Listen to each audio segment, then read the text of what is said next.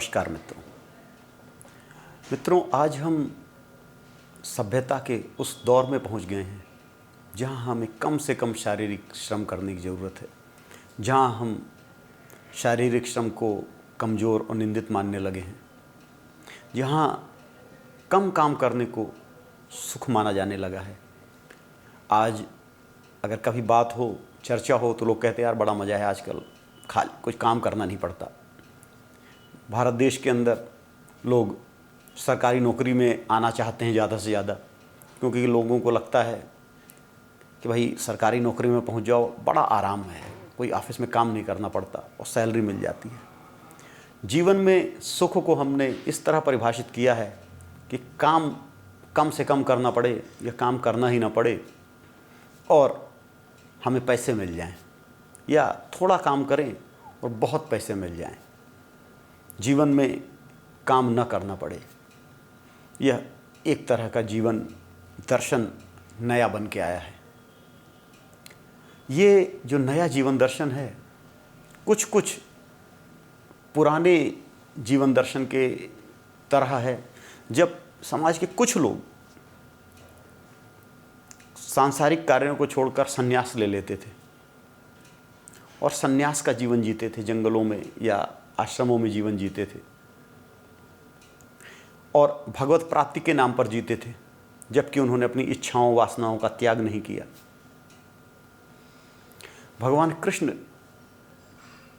इस बारे में एक भगवत गीता में बतलाते हैं कि कर्मों का परित्याग कभी भी इष्ट नहीं है।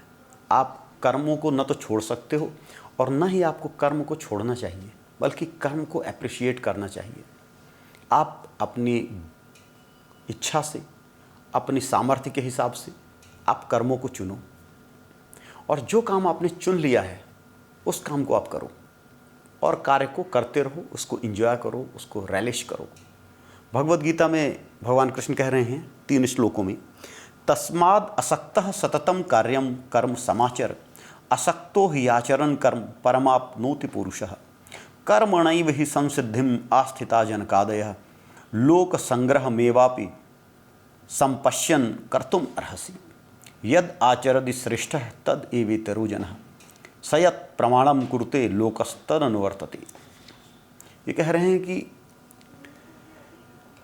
जैसा श्रेष्ठ व्यक्ति कार्य करते हैं, बाकी लोग उसी को फॉलो करते हैं। अगर जो श्रेष्ठ व्यक्ति हैं वो समझने लगेंगे कि हम कम से कम काम करें, बिना काम किए मुझे पैसे मिल जाएं, तो बाकी लोग भी ऐसे ही समझने लगेंगे। और अगर ऐसे सारे व्यक्ति समझने लगेंगे तो संसार, तो समाज और देश का पतन निश्चित है।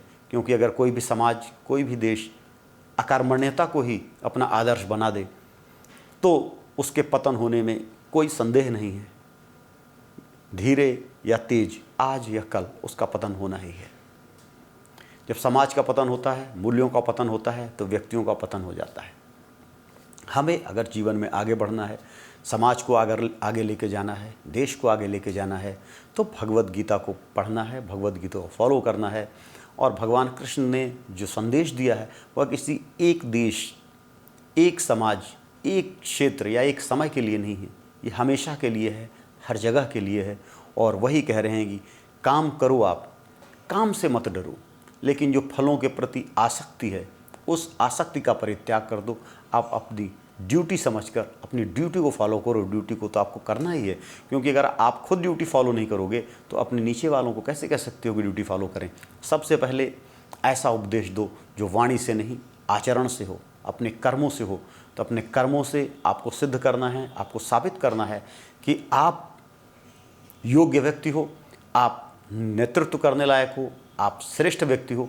और जब आप कर्मों के परिणाम को त्याग दोगे, कर्मों के परिणामों की चिंता नहीं करोगे, निष्काम भाव से कर्म करोगे, तो जीवन में आपको हर जगह सफलता मिलती जाएगी। आप आगे पहुंचकर श्रेष्ठ व्यक्ति बनकर जीवन के लिए एक आदर्श बनोगे।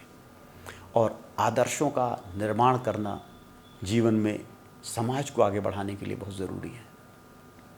हम देखें, हमारी इतनी बड़ी सभ्यता है सनातन, इतनी बड़ी संस्कृति है, वह इसलिए है कि हमारे पास बहुत आदर्श हैं। हमारे पास राम है, हमारे पास कृष्ण हैं, हमारे पास बुद्ध हैं, हमारे पास नानक हैं, कबीर हैं, इसके अलावा ब्रह्मा विष्णु महेश, अनेकानेक ऋषि, अगस्त्य ऋषि, वाल्मीकि ऋषि, अनेकानेक वैज्ञानिक, आर्यभट्ट, वाराहमिहिर, श्रेष्ठ लोगों से भरी पूरी संस्कृति और सभ्यता है। यही इसकी गहराई है। हम कुछ नई सभ्यताओं पर, नए मतों पर जाएं जो अपने आप को धर्म कहते हैं, उंगली में गिने हुए 1, 2 या 3 ही लोग मिल पाएंगे। शायद कहीं एक ही हो, दूसरा भी ना मिले। यह सभ्यता की, संस्कृति की गरिमा है और यह संभव होता है कर्म से, निष्काम कर्म से। तभी संस्कृति आगे बढ़ती है, सभ्यता आगे बढ़ती है, देश आगे बढ़ता है। और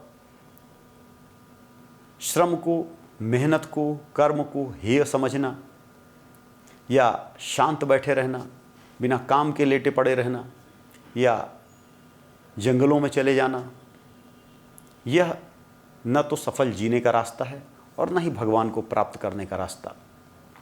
भगवान कृष्ण कह रहे हैं कि अगर आदर्श बनाना है तो राजा जनक को बनाओ, जिन्होंने पूरा राज्य काज किया और राज्य काज करते हुए उन्होंने भगवत प्राप्ति की, उन्होंने आत्म साक्षात्कार किया।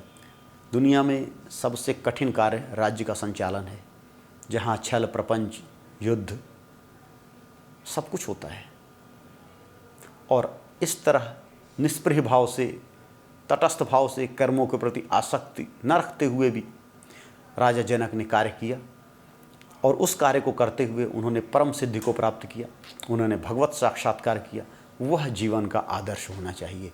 कर्मों का परित्याग नहीं, बल्कि कर्मों के फल का परित्याग जीवन का आदर्श होना चाहिए। और वही आदर्श हमें जीवन में आगे लेकर जाता है। और उस आदर्श के रास्ते पर अगर हम चलते हैं तो हम श्रेष्ठ व्यक्ति बनते हैं। हम ऐसे व्यक्ति बनेंगे जिनका समाज अनुकरण करेगा। और अगर श्रेष्ठ व्यक्ति कर्मठ होंगे, कर्म को करने वाले होंगे, जीवन में आगे बढ़ने वाले होंगे, जो उसके पीछे समाज चलेगा वह भी श्रेष्ठ और कर्मठ व्यक्तियों का अनुकरण करके श्रेष्ठ और कर्मठ बन जाएगा। इस तरह भगवद गीता पर चलने पर भारत एक ऐसे देश के रूप में आगे बढ़ेगा जो विश्व गुरु हो सकता है, विश्व में सर्वश्रेष्ठ हो सकता है।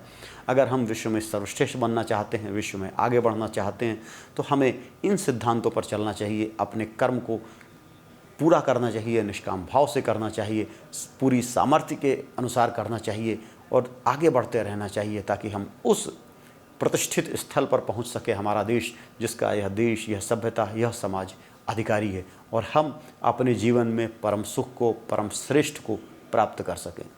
हरि ओम तत्सत।